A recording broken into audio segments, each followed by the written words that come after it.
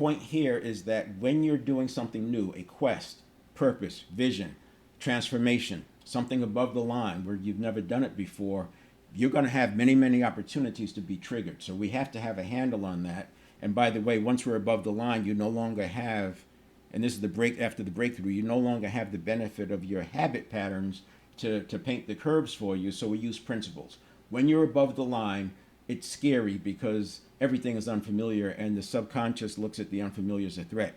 But what you do is you focus using principles, and if you use principles, you do have reversion to the mean, and you do have the world conforming around you because principles are principles.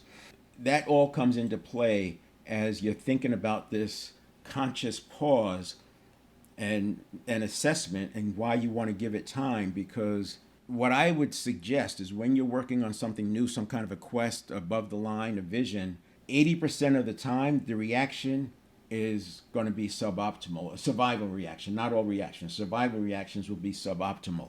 And you don't want to just accept that survival reaction. You want to have enough pausing in there. But you know what? A quarter of a second is instantaneous. You don't even notice it.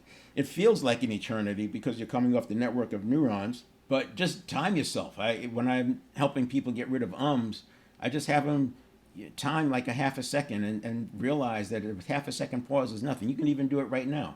Thinking about something and you're going to respond, but you give yourself a half second.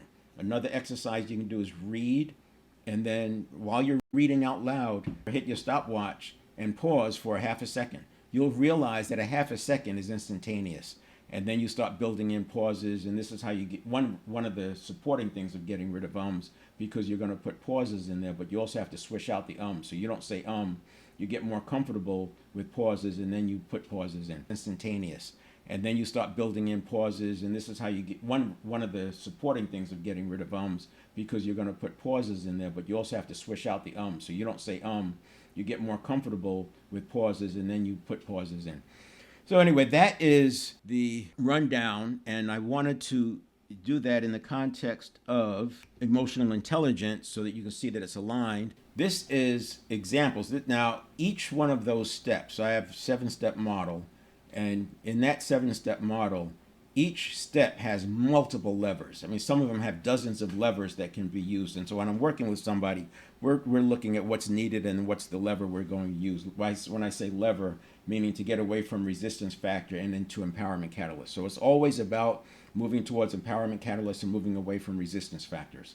These two columns, in the moment, you have to be able to interrupt it. So micro priming has a lot to do with shifting attention.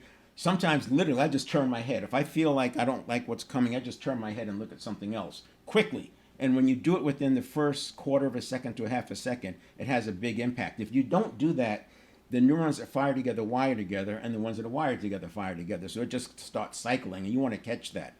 Another thing you can do, breathing always comes into play. When I was doing the cognitive bias research, it seemed like, this is one of the things that prompted me to take a different path, is virtually every solution to move back to an empowerment catalyst was like box breathing, taking a deep breath.